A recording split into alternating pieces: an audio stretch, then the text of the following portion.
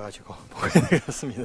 예, 하코다테 시온교회에서 사역하시고 우리 교회 협력하시는 우리 박수열 노예진 선교사님 우리 교회에 방문하게 됐습니다. 잠시 일어서 주시겠습니까?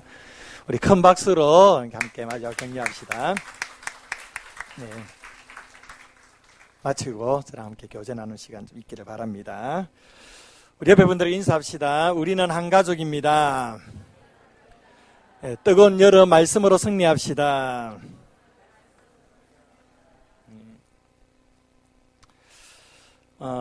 여러분 록펠러 아시죠?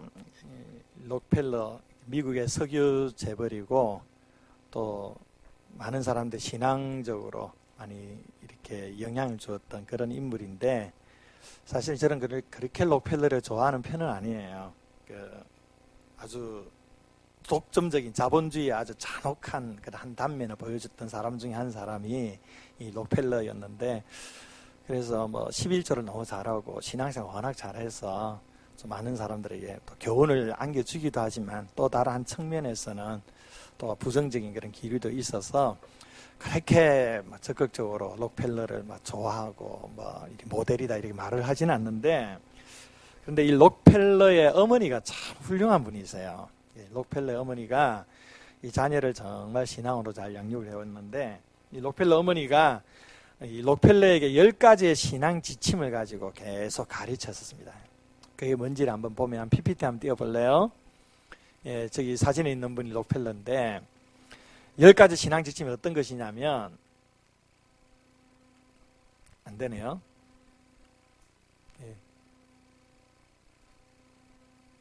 예, 눌러주세요. 10가지 신앙 지침이 첫 번째로는 하나님을 친아버지로 섬겨라. 두 번째로는 목사님을 하나님 다음으로 섬겨라. 이 마음이 드네요. 예. 세 번째, 오른쪽 주머니를 항상 11조 주머니로 하라. 네 번째, 원수를 만들지 말라. 다섯 번째는 예배 시간에는 항상 앞에 앉아라. 여섯 번째는 아침에 목표를 세우고 기도하라. 일곱 번째, 잠자리에 들기 전 하루를 반성하는 기도하라. 여덟 번째, 남을 도울 수 있으면 힘껏 도와라. 아홉 번째, 주일 예배는 본 교회에서 꼭 지켜라. 열 번째, 아침에 말씀을 읽어라. 이런 행동 지침을 가지고 록펠러를 계속 양육을 했다고 합니다. 그래서 록펠러가 그 나름 신앙의 인물로서 많은 사람들에게 도전을 주게 되었죠. 우리가 지난주에는 우리가 옛 사람을 벗어버리고 새 사람을 입어야 된다. 이 말씀을 나누었죠. 오늘 본문은 바울이 이제 새 사람을 입은 사람이 어떤 삶을 살아가야 할지 행동 강령, 행동 지침을 우리에게 말씀해 주고 있습니다. 그 내용이 6가지입니다. 록펠러 어머니는 10가지 행동 지침을 얘기했는데 바울은 오늘 말씀을 통하여 새 사람을 입은 사람이 취해야 될 행동에 대해 6가지로 우리에게 말씀을 주고 있습니다. 첫 번째가 25절이죠. 25절 보면 거짓을 버리고 진리를 말하라. 그런즉 거짓을 버리고 각각 그 이웃과 더불어 참된 것을 말하라. 이는 우리가 서로 지체가 됨이라. 여기서 거짓은요, 거짓말을 말합니다. 거짓말을 하지 말라라는 겁니다. 거짓말의 사전적 의미가 사실이 아닌 것을 사실처럼 꾸며서 말을 하는 것. 이게 사전적 정의입니다. 여러분 거짓말 하십니까? 안 하십니까? 하시죠? 아주 자연스럽게 거짓말이 아닌 듯 하면서 아주 자연스럽게 이렇게 거짓말을 하면서 지내죠. 저도 여기에 부정할 수는 없어요. 오늘 사도 바울은 우리에게 거짓말을 버려라고 단호하게 말씀을 하고 있습니다. 그리고 참된 것을 말하라고 말씀하죠. 참된 것이란 알레데이아라는 단어입니다. 이 단어는 성경에서 진리를 말할 때 쓰여지는 단어입니다. 그러니까 진리를 말하라, 진실을 말하라, 이런 말씀입니다. 거짓말하지 말고 참된 말, 진리를, 진실을 말해야 된다. 우리가 이 진실을 말함에 있어서 꼭 정리해야 될 것 하나가 있습니다. 그게 뭐냐면 바로 사실과 진실의 관계입니다. 이걸 잘 규정할 수 있어야 돼요. 사실은 뭐냐? 사실은 실제로 있었던 일이에요. 팩트예요. 실제로 있었던 일. 진실은 거짓이 없는 사실. 거짓이 없는 사실입니다. 이게 트루스죠. 트루스. 우리가 대놓고 이 거짓말을 하지 않는다 하더라도 이 사실과 진실의 관계에서 거짓을 행하는 경우가 있다는 것입니다. 그 다음 그림 한번 볼까요?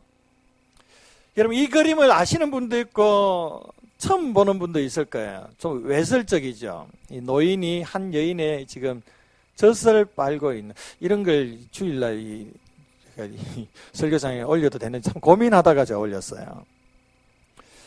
이게 이제 푸에르토리코 공화국의 국립미술관에 있는 그림이에요. 루벤스라는 분이 그린 그림인데, 이 그림을 이 사람들이 볼 때마다 되게 불쾌하게 생각했어요. 어떻게 이 격조 높은 국립미술관에 저런 외설적인 그림을 붙여놓을 수가 있느냐. 그래서 사람들이 꽤 불쾌한 감정을 표출을 한다고 합니다. 그런데 이 그림 자체를 보면 그렇게 느껴져요. 이게 사실이니까요. 그림 자체가 그 사실을 반영해 주잖아요. 거기에 대해서 이렇게 불쾌한 반응을 보이는 건 당연할 수 있습니다. 그런데 이 그림의 진실을 알면은 전혀 생각이 달라지죠. 이 그림은 어떤 그림이냐면, 저 노인이 저 여인의 아버지예요. 그리고 저 여인은 아버지의 딸입니다. 어떤 일이 있었냐면, 이 노인은 푸에르토리코의 자유와 독립을 위해 싸운 독립투사였어요. 그런데 독재 정권에서 그를 감옥에 가두고 인간에게 가장 잔인한 형벌을 주었는데, 그게 뭐냐면 음식을 안 주는 거예요. 굶겨 죽이는 거예요. 얼마나 고통스럽겠어요. 그리고 이 노인은 감옥 안에서 서서히 굶어 죽어가게 됩니다. 그리고 이제 임종이 임박했을 때에 해산한 지 얼마 안 된 그의 딸이 이 감옥에 간 거예요. 이제 임종을 지켜보기 위해서. 근데 아버지가 이제는 막 숨을 헐떡거리면서 막 죽기 찰나했는데, 그 딸이 보는 감정이 어떻겠어요? 얼마나 고통스럽고 마음이 아프겠어요. 그래서 조금이라도 생명을 더 연명시켜주기 위해서 자기의 젖을 지금 아버지에게 먹이는 거예요. 이 실화예요. 이걸 그림으로 그린 거죠. 어떻습니까? 이 진실을 알게 되니까 저 그림이 어떻게 보면 외설적으로 보입니까? 그렇지 않죠. 얼마나 부녀지간의 숭고한 사랑, 또 이 민족애, 뭐 이런 것들이 좀 가슴 확 다가오죠. 이게 사실과 진실의 차이입니다. 그러면 이제 거두셔도 됩니다. 계속 그려오시니까 좀 은혜롭지 않은 것 같아요. 이 사실과 진실의 관계가 우리의 삶과 어느 생활에 어떻게 적용되느냐 하면 이런 거예요. 어떤 한 직장인이 늦잠을 잤습니다. 그래서 출근이 9시인데 8시 반에 일어난 거예요. 큰일 났어요. 집은 신도림이고 지금 그 직장은 지금 강남역에 있는데 이걸 지금 30분 안에 이제 가야 된단 말이죠. 씻고 챙기고 가니까 뭐 10분 지나버리고 20분, 이거 어떡하겠어요? 큰일 났어요. 그렇게 해서 차를 타고 이제 몰고 가는데 하필 차가 막혀요. 차가 막히는 거예요. 올림픽대로 갔는데 막 차가 쫙 막히는 거예요. 그리고 우여곡절 끝에 한참 시간 지나가지고 이제 직장에 들어갑니다. 상관이 어떻게 된 거냐 물어보니까 이 사람이 어떻게 말합니까? 차가 밀려서 늦었습니다 말합니다. 사실이죠. 차가 밀렸으니까. 차가 밀린 게 사실입니다. 진실입니까? 진실 아니에요. 진실은 뭡니까? 늦잠 잔 거예요. 늦잠 자서 늦은 거예요. 공교롭게도 차도 막히게 된 거예요. 근데 우리가 일상 살면서 우리가 진실을 가리고 사실말을 말하는 경향이 있다라는 겁니다. 그래서 나는 거짓말 안 했어. 사실을 말했으니까. 그런데 이것 또한 거짓말이라는 겁니다. 이게 사람들 관계에서도 또 어떤 식으로 또 적용이 되느냐 하면, 누군가의 말을 다른 사람을 옮길 때에 쉽게 말해서 거두절미라는 겁니다. 누군가 말을 다 들었으면 그 말 전체를 전달해줘야 진실이 전달되는데, 자기가 말하고 싶은 것만 얘기하는 거예요. 사실을 말한 거예요. 나는 사실 말했어. 나는 사실을 말했어. 근데 진실입니까? 아니에요. 진실이 아니에요. 사실만 말한 거예요. 사실만. 진실을 말하려면 그 사람이 들은 내용을 다 그냥 그대로 전달해줘야 진실을 전달해주는 거예요.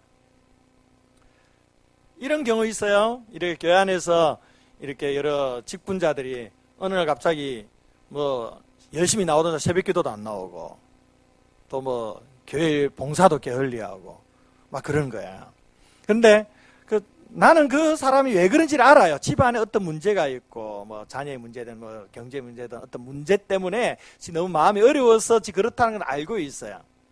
그러다 이것을 말할 때 그 상황을 얘기를 해줘야 되는데 그거는 다 진실을 가려놓고 요즘 A 집사, 모 집사는 요즘 새벽기도 안 나와. 요즘 봉사 열심히 안 해. 이게 좀 문제 있는 것 같아. 이렇게 말을 벌리는 거죠. 사실은 맞아요. 사실이잖아요. 그런데 진실은 뭡니까? 그 뒤에 배후에 있는 거예요. 지금 가정에 여러 가지 어려운 문제 때문에 지금 새벽기도 못 나고 육체가 좀 약하기 때문에 지금 병이 있었어. 안에 어떤 문제 때문에 새벽기도 못 나가고 봉사일을 못하고 이제 이게 진실이라는 거죠. 근데 우리가 이 관계 속에서 이 진실을 말하기보다는 사실을 말함으로 말미암아 오해가 생기고 상처를 주고 아픔을 주는 경우가 얼마나 많은지 모릅니다. 여러분, 우리가 누군가의 말을 다른 사람에 전달할 때는 사실을 말해서는 안 돼요. 뭘 말해야 되느냐 하면 진실을 말해줘야 됩니다. 그래야만 이 공동체에 아픔이 없어요. 갈등이 많이 줄게 되는 거죠. 우리의 언어 생활이 어떠한지 한번 돌아봤으면 좋겠어요. 우리는 사실을 말하는 사람이냐 진실을 말하는 사람이냐. 사실을 말한다고 해서 다 이게 참된 말이 아니에요. 사실을 말하지만 거짓이 될 수가 있습니다. 우리는 진실을 말할 수 있어야 됩니다. 또 거짓말에 대한 여러 경향이 있어요. 한번 띄워보실래요? 어떤 경향들이 있느냐 거짓말에. 첫 번째로는 그냥 거짓말이죠. 그냥 없는 말 지어내서 막 하는 말. 아주 자연스럽게 이렇게. 두 번째로는 과장하는 말. 예, 막 과장을 하죠. 뭐 자기 자신의 뭐 한 일에 대해서 업적에 대해서 막 포장하고 치하하고 막 덧붙이고 이런 과장하는 말들. 또 세 번째는 거두절미, 침소봉대. 아까도 얘기했지만 자기 하고 싶은 말은 딱 하는 거예요. 자기 하고 싶은 말. 그리고 뭐 작은 거는 크게 하고 막 떠벌려버리고 큰 거는 막 작게 축소하고 이런 거. 또 자기 합리화, 또 자기 변명. 뭐 변명할 수 있어요. 변명할 수 있고 어떤 부분 적극적으로 자기의 어떤 부분에 대해서 해명할 필요가 있죠. 있는데 매사에 이렇다라는 거예요. 매사에 자기의 잘못을 인정하지 않고 항상 자기 변명으로 일관하고 자기 합리화만 시키려고 하는 태도. 이것도 정직하지 못한 태도예요. 자기 변명을 항상 일삼고 있는 사람, 자기 합리화에 이렇게 익숙해 있는 사람들이 대체적으로 보면 정직하지 못해요. 잘못은 잘못한 것들을 인정할 수 있어야 돼요. 이 거짓이 이런 식으로 자기 합리화와 자기 변명으로 나타낼 때도 있다라는 겁니다. 또 안 되면 그만. 이 무슨 말이냐? 책임 없는 말. 그냥 막 던져놓고, 야, 내가 돈 얼마 벌면은 뭐 자가용 하나 사줄게, 막 이러면서 막 떠벌려 놓고 책임 안 지는 말. 뭐 없으면 그만이죠. 전혀 책임 없이 그냥 남발하는 말. 안 되면 그만. 이런 것들이 다 거짓말의 경향들인 겁니다. 여러분의 언어 생활에 이런 부분이 없는지를 한번 돌아볼 수 있기를 바랍니다. 왜 거짓말을 하지 않고 진리를 말해야 되느냐? 오늘 말씀 보니까 우리가 서로 지체가 되었기 때문이다 라고 말씀합니다. 지체가 되었다. 영어 성경으로 멤버십이라고 말합니다. 즉 공동체 한 멤버가 되었다는 거예요. 공동체 한 구성원이 되었기 때문에 거짓말을 하면 안 되고 진리를 말해야 된다. 공동체 멤버십에 있어서 가장 중요한 룰은요, 진실을 말해주는 거예요. 진실한 나눔이 있는 공동체가 건강한 공동체입니다. 진실이 무너져버리면 서로 신뢰가 무너져버립니다. 서로 신뢰가 무너져버린 공동체는 결코 건강하게 성숙할 수가 없는 것입니다. 사단은 거짓의 아비입니다. 우리가 진실을 말하지 않고 거짓을 말하기를 좋아한다는 것 자체가 사단의 지배를 당하고 있다는 방증이죠. 사랑하는 성도 여러분, 거짓을 버리시고 참된 것을 말하는 성도들이 되시기를 바랍니다. 가족들에게나 또 우리 공동체를 함께하는 성도들에게 말에 신뢰감이 있도록 진실만을, 진리만을 말해 주십시오. 거기서 더 이상 내 생각도 덧붙일 필요도 없고, 내 생각, 어떤 그 말에 대해서 자기가 뺄 필요도 없고, 그냥 진실 그대로 전달할 수 있어야 된다는 겁니다. 책임질 수 있는 말만 할 수 있어야 된다는 겁니다. 우리 자신이 이렇게 진실하고 정직해야만 진실한 공동체에 세울 수가 있습니다. 행동 강령 두 번째입니다. 26절 봅니다. 분을 내어도 죄를 짓지 말며 해가 지도록 분을 품지 말고. 행동 강령 두 번째, 분을 내어도 죄를 짓지 말라. 여러분, 분을 낼 수 있습니까? 없습니까? 있어요? 그러면 분을 내는 게 죄입니까? 죄 아닙니까? 죄라고 막 표현하면 좀 내가 항상 분노를 하니까 좀 그렇고, 죄가 아니라고 말하려고 하니까 그것도 좀 아닌 것 같고, 지금 그렇죠. 분 내는 거 죄 아닙니다. 오늘 말씀에도 보면 분을 내어도, 이건 그 원어 성경에 그냥 분을 내어라는 표현이에요. 분을 내어라, 분을 내어라. 분 내어도 괜찮아요. 분하니까 뭐 너무 거창하게 그냥 화를 내어도 괜찮습니다. 화를 내는 건 인간에게 있어서 자연스러운 감정이에요. 자연스러운 감정이에요. 하나님이 주신 감정이에요, 감정. 화나면 화내도 괜찮아요. 그걸 본문이 지금 인정하고 있는 거예요. 조금 안심이 되시죠? 그런데 화를 내어도 괜찮은데 무엇을 덧붙여죠? 화를 내어도 죄를 지어서는 안 된다. 죄를 지어서. 화 자체가 죄는 아닌데, 이 분 자체가 죄는 아닌데 죄가 될 수 있는 상황에 이를 수가 있다라는 겁니다. 그럼 그게 어떤 거냐? 오늘 말씀 보니까 뭐라고 말합니까? 해가 지도록 분을 품지 말라 말씀하고 있죠. 화가 죄로 바뀔 수 있는 상황이 뭐냐면 해가 지도록 분을 품을 때 죄가 된다는 겁니다. 그럼 해가 지도록 분을 품는다는 게 뭐냐? 이건 해가 지기 전까지 분을 품으면 괜찮고, 해가 지고 난 다음에 분을 계속 품고 있으면 죄가 된다. 이런 시간적인 기준을 말하는 게 아니에요. 유대인의 시간 계산은 우리와 다릅니다. 우리는 해가 떠야만이 하루가 시작이잖아요. 해가 떠야만 하루가 시작인데, 유대인의 시간 개념은 해가 지면 하루가 시작하는 겁니다. 그러니까 이 말씀은 하루를 새롭게 시작할 때 분을 품고 시작해서는 안 된다는 겁니다. 결국 더 정확하게 말씀드리면 분을 지속적으로 품고 있으면 안 된다는 소리예요. 분노를 왜 지속적으로 품게 되면 죄가 됩니까? 자기 자신에게나 타인에게 잘못된 행동 양식으로 나타나기 때문입니다. 일단 분을 계속 품으면 미움의 감정이 생겨지죠. 미워지잖아요. 좋아했던 사람도 계속 분을 가지고 있으면 싫어져요. 그리고 계속 더 품게 되면 이제 행동 양식으로 나타나요. 막 해를 가하든지, 막 상처를 주는 말을 던지든지, 막 그렇게 바뀌어지는 거예요. 네. 저도 신혼 초에 이렇게 좀 다툼이 있어가지고 한 며칠을 얘기를 안 하고 보낸 적이 있었어요. 그러니까 사랑하면서 결혼했는데 며칠을 이렇게 이걸 풀지를 못하니까, 이거 말을 못하니까 처음에는 이게 아주 좋다고 나중에 이제 막 미운 감정도 생겨지게 되잖아요. 사람이 싫어하는 감정. 우리 와이프 밉다는 건 절대 아닙니다. 오해하시면 안 되고요. 나중에는 이걸 풀어야 되는데 어떻게 풀어야 될지 모르니까 또 말을 못하게 되는 거예요. 뭐 어떤 사람들은 뭐 한 일주일 이상 말을 안 하면서 쪽지로 얘기한다고. 그래서 쪽지로 밥 차려줘 이러면 쪽지로 알겠어요. 밥 대충 차려주고, 잠잘 때 아침에 꼭 깨워서 쪽지로 일어나. 그래 지각하고.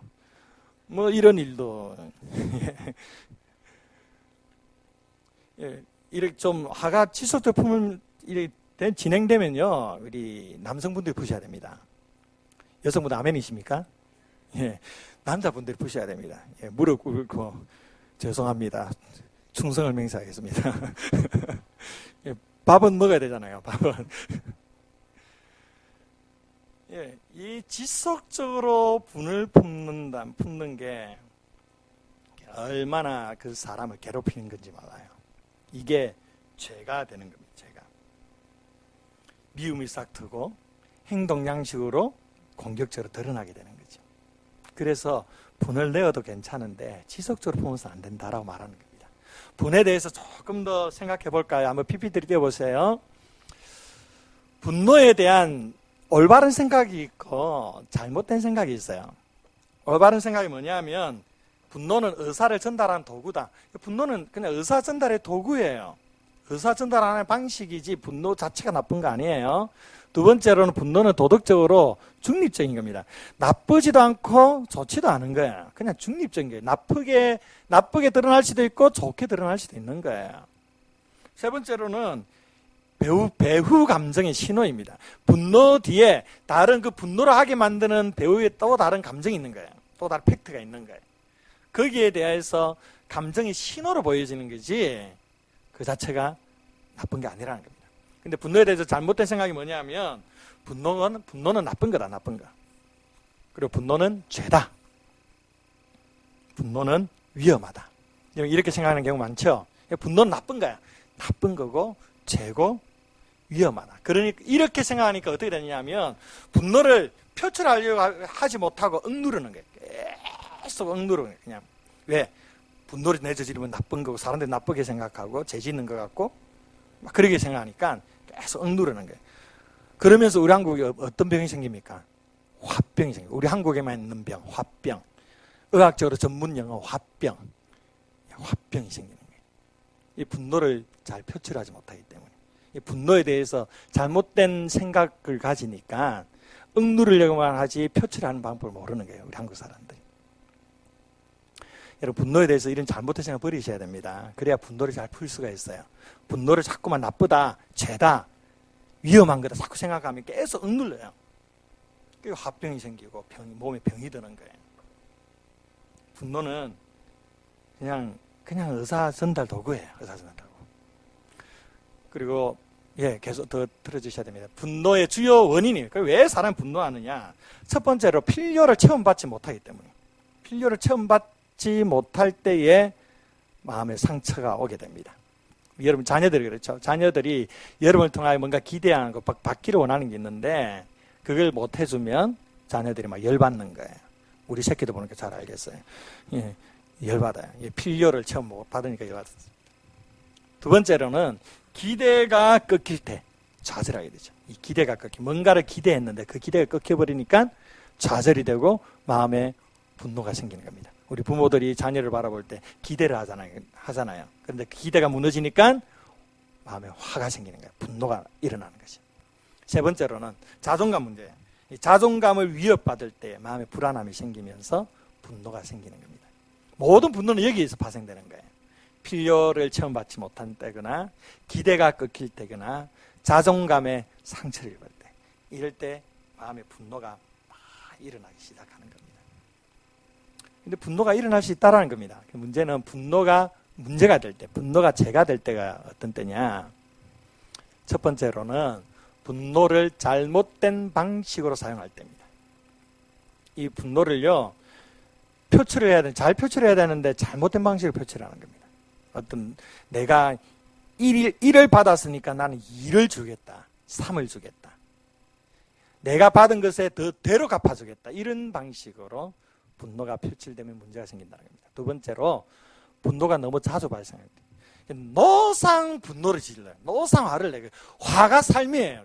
분노가 삶이에요. 분노는 나의 삶. 계속 그냥 내 노상 분노를 내 지르는 거예요. 애 보면 애들한테 막 소리 지르고 남편한테 소리 막 지르고 계속 분노에 막 쌓여있는 이러면 이제 문제가 생긴다는 거예요. 세 번째로는 분노가 정도 이상으로 지속될 때, 오래 갈 때. 이 말씀에서 하는 말씀이죠. 분노가 오래 갈 때. 네 번째로 분노가 부적절한 행동을 낳을 때. 1번과 비슷해요. 또 다른 잘못된 행동 양식으로 나타나게 될 때. 이렇게 되면 죄가 되는 겁니다. 그래서 우리가 분노가 이렇게 향하지 않도록 이 분노를 잘 컨트롤 하셔야 됩니다.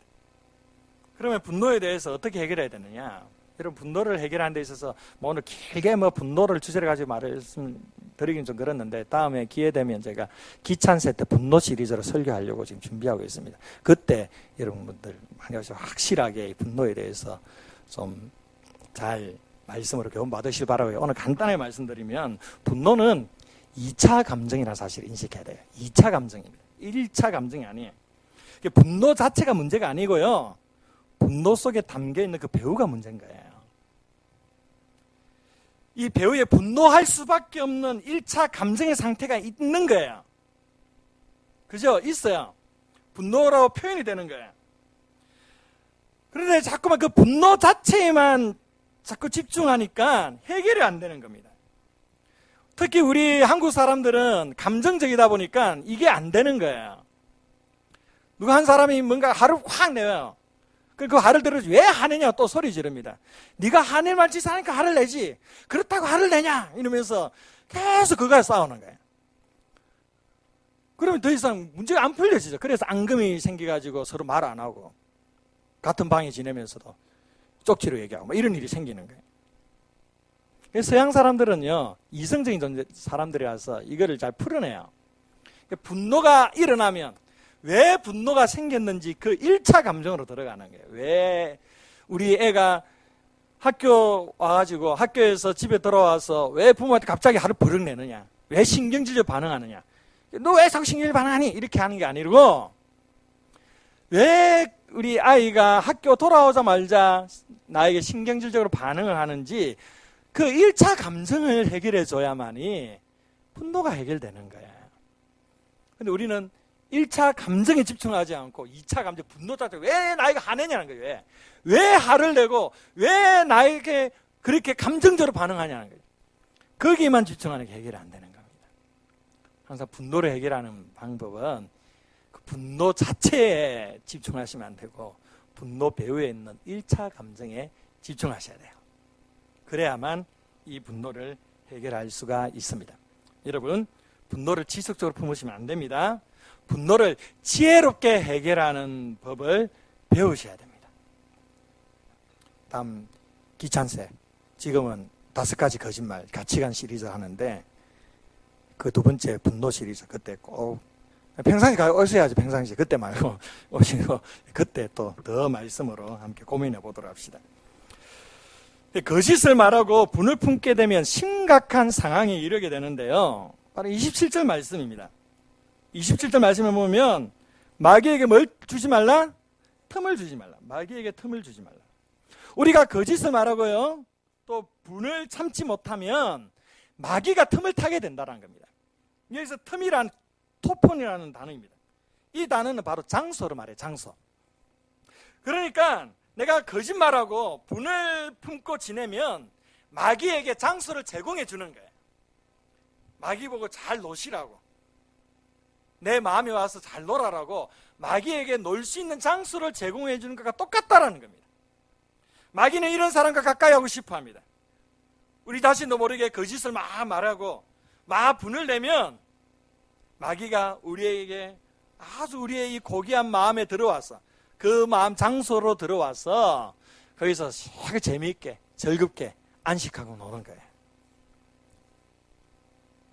우리의 마음은, 그리고 우리의 몸은 하나님의 거룩한 성전입니다. 그런데 이 하나님의 거룩한 성전을 마귀가 노는 장소로 만들어서야 되겠습니까? 혹시 여러분들 이런 상태에 있지는 않습니까? 여러분이 마귀에게 여러분의 고귀한 마음과 육체의 장소를 제공해 주지 않으려면, 그리고 성령님이 우리 안에 역사하시는 거룩한 성전으로서의 삶을 살아가려면 거짓을 버려야 되고 화를 잘 해결할 수 있어야 됨을 오늘 말씀에서 우리에게 말씀해 줍니다. 세 번째 행동 강령입니다. 도둑질하지 말고 수고해서 구제하라고 말씀합니다. 28절이죠. 28절에 보면 도둑질하는 자는 다시 도둑질하지 말라라고 말씀하죠. 여기서 도둑질하는 자란 지금 현재 도둑질하고 있는 사람이에요.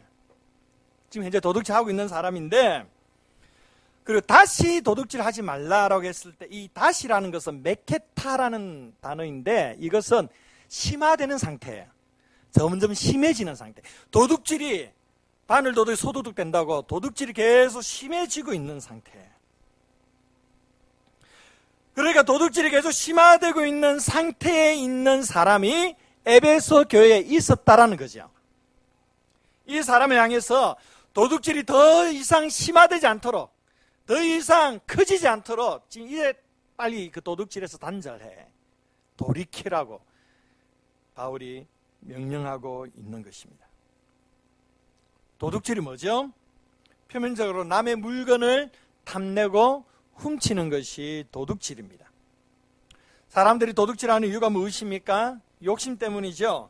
욕심이 너무 지나치니까 다른 사람의 것을 몰래 훔치든지 빼앗든지 하는 것이죠. 그런데 오늘 이 본문을 보면 이 도둑질이라는 것이 단순히 표면적으로 남의 물건을 훔치는 것만을 말하는 게 아니에요. 뭐 그 정도만 얘기하면 우리 참 마음이 좀 편하죠. 여기 뭐 대놓고 물건 훔치는 사람 어디 있겠어요. 그런데 여기서 멈추지 않습니다. 바울이 도둑질 하지 말라고 하면서 뭐라고 말씀하죠? 가난한 자에게 구제할 수 있도록 자기 손으로 수고하여 선한 일을 하라라고 말씀하죠. 도둑질 하지 말고 자기 손으로 수고해서 선한 일, 구제하는 일을 하라라고 말씀하고 있습니다.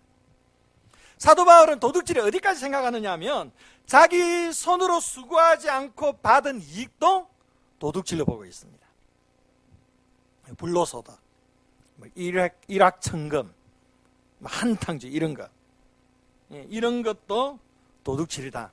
바울이 지금 이렇게 규정해주고 있어요. 더 나아가서 자기 손으로 수고해서 가난한 자에게 구제하라고 말씀하죠. 즉 가난한 자에게 구제하지 않고 자신만을 위해 사는 것, 이것 또한 도둑질이라고 말합니다. 이러면 좀 심각해지죠. 좀 인상이 좀 찡그러지시는 분들이 좀 있으시네요. 심각해집니다. 그냥 도둑질 훔치는 것만 생각하면 나는 뭐 도둑질은 괜찮다 생각했는데, 불로소득을 노리고 자기 손으로 일한 대가가 아닌 일확천금을 노리며 살아가는, 이것도 도둑질이다. 남을 구제하지 않는 것도 도둑질이다. 좀 심각해지죠. 여러분, 우리는 도둑질하면 안 됩니다. 1차적으로 남의 물건을 탐내서도 안 되고 훔쳐서도 안 되고요. 그리고 더 나아가서 불로소득 기대해서도 안 됩니다. 불로소득이나 일확천금, 한탕주의, 이런 것도 다 도둑질이에요. 도둑질. 하나님의 역사는요, 뿌린 대로 거두는 역사예요. 우리가 뿌려야만 거두게 하시는 게 하나님의 역사입니다. 그래서 우리는요, 주의 선한 일을 위하여 열심히 일을 해야 돼요. 그 일한 대가를 만족하면서 살아야 되는 겁니다. 그리고 여기서 더 나가야 됩니다. 자기가 번 돈을 가지고 가난한 자를 구제해야 합니다. 가난한 자에게 구제하지 않고 자기 자신과 가정만을 위해서 사는 것도 도둑질이다, 이렇게 말씀하는 거죠. 왜 그러냐? 이것은 하나님의 섭리와 맞지 않기 때문에. 하나님이 주신 물질은요, 하나님이 원하는 뜻대로 사용되어져야 되는 거예요. 내가 나 자신만을 위해서, 우리의 가족만을 위해 살아가는 그 삶은 결코 하나님 원하시는 삶이 아니라는 겁니다. 그래서 도둑질이라 얘기하는 겁니다. 자, 여러분 이 말씀에 비추어서 이 도둑질을 했습니까? 안 했습니까? 많이 했죠. 저도 했습니다.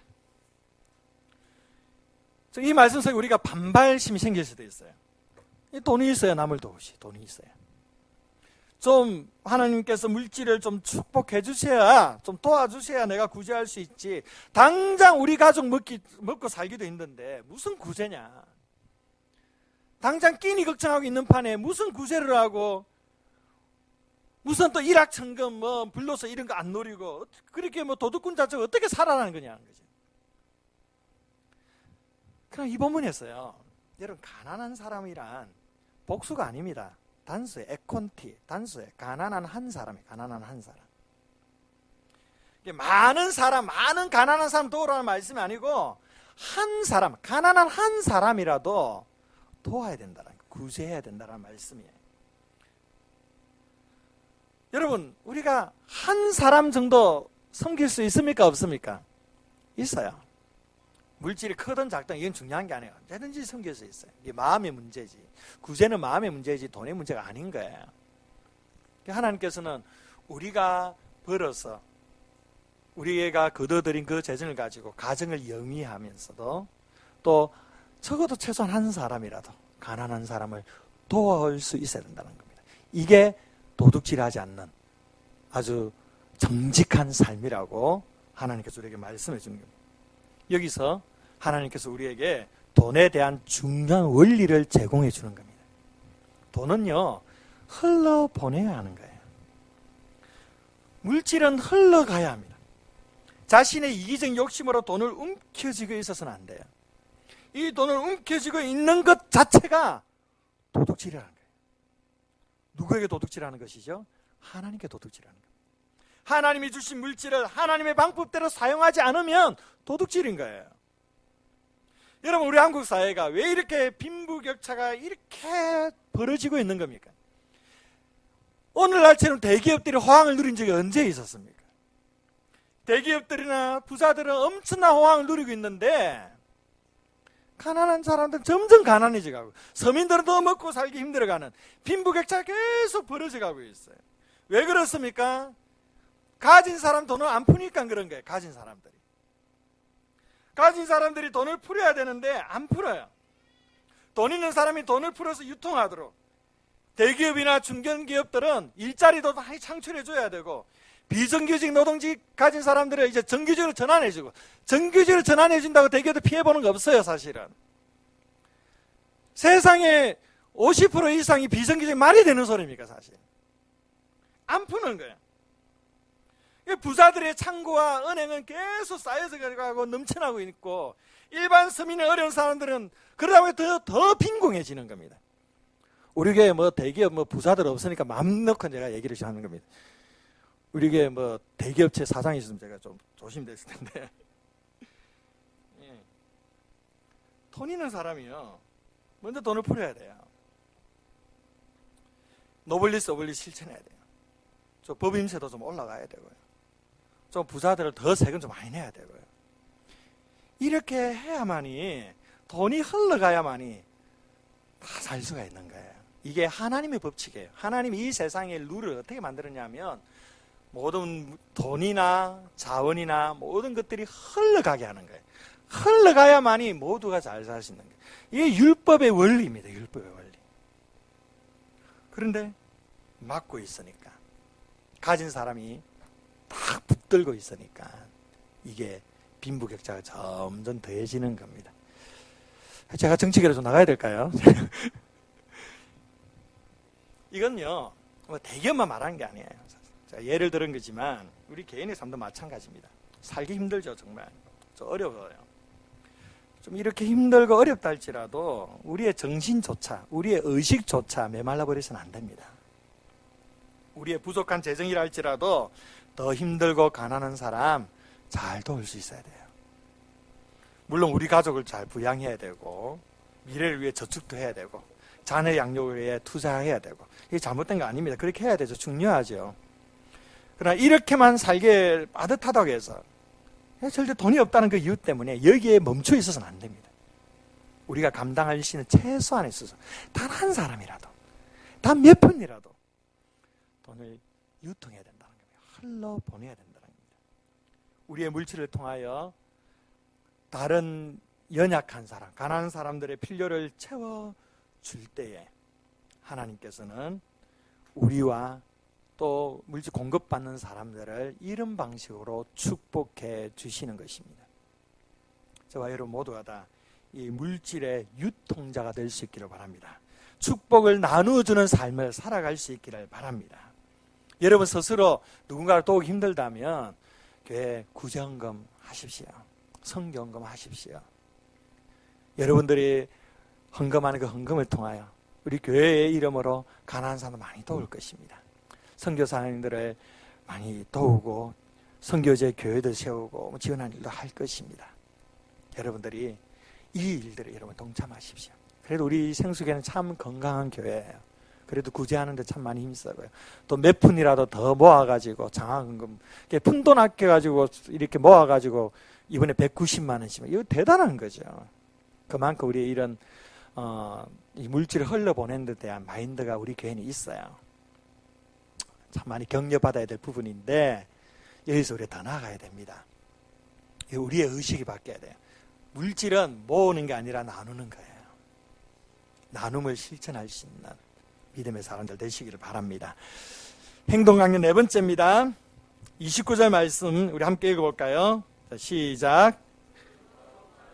입 밖에 돈 내지 말고 오직 덕을 세우는데 은혜를 끼치게 하라. 은혜 끼치는 선한 말을 해야 된다.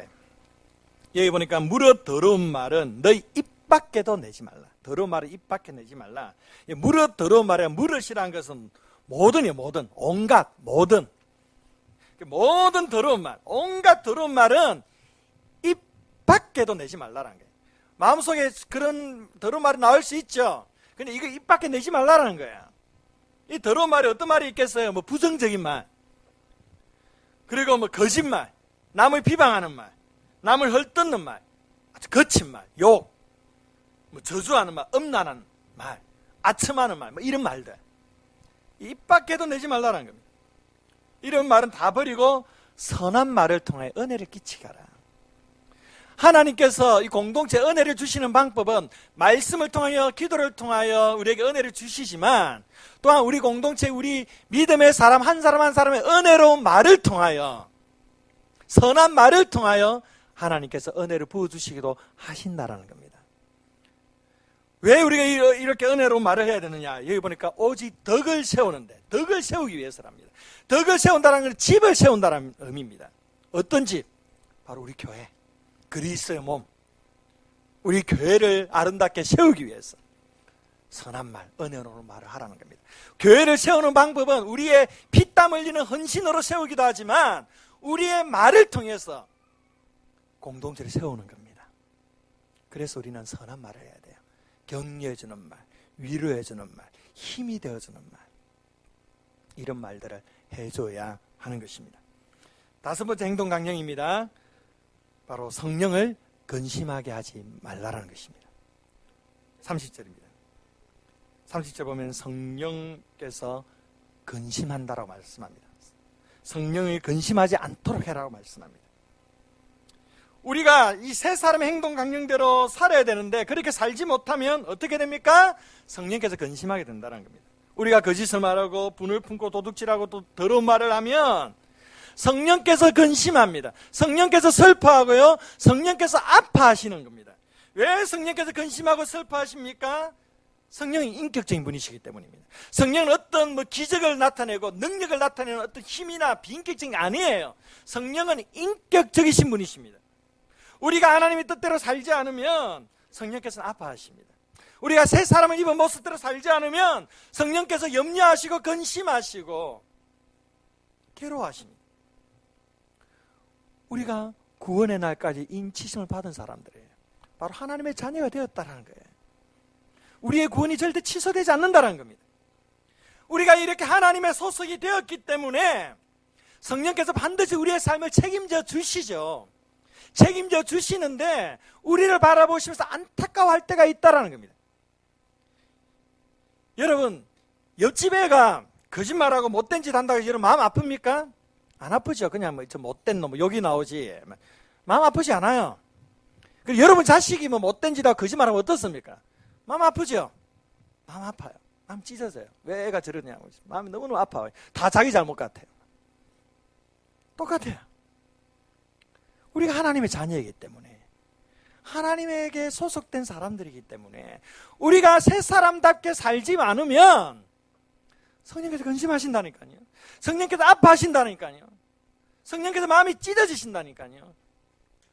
우리가 하나님의 사람으로서 성령을 근심케 하는 삶을 살아서야 되겠습니까? 성령이 아프게 하는 그런 삶을 살게 해서 되겠습니까? 여러분, 우리는 성령께서 탄식하는 소리를 들을 수 있어야 됩니다. 나의 연약함 때문에 성령이 아파하시고 근심하시고 성령께서 괴로워하시는 그 마음을 우리가 느낄 수 있어야 돼요. 얼마든지 느낄 수 있어요. 저는 그것을 느끼며 살아갑니다. 제가 때로는 주의 뜻에 불순종할 때, 주님께서 원하시는 뜻대로 살지 못할 때, 옛 사람처럼 살아갈 때 마음이 아파와요. 찔려와요.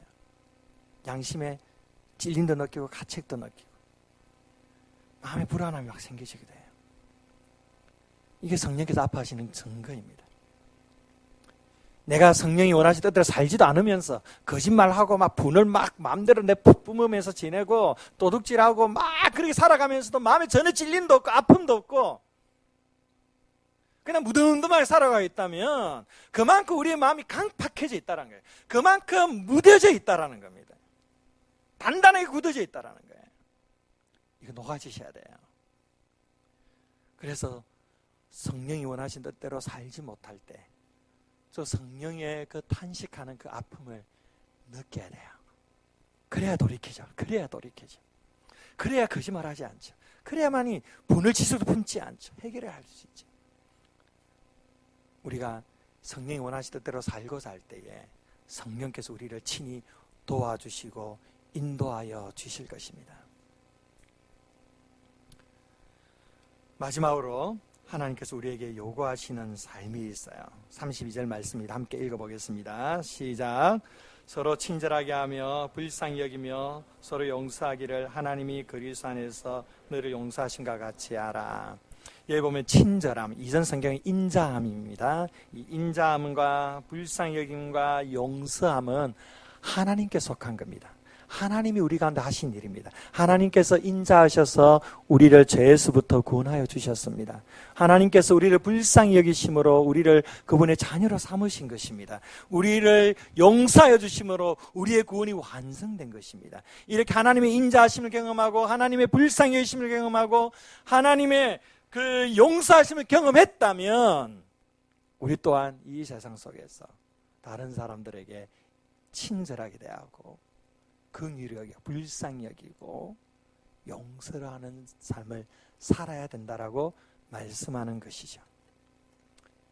여기서 불쌍히 여긴다는 것은 그냥 동정이 아닙니다. 안 됐다, 불쌍다 이 정도 아니에요.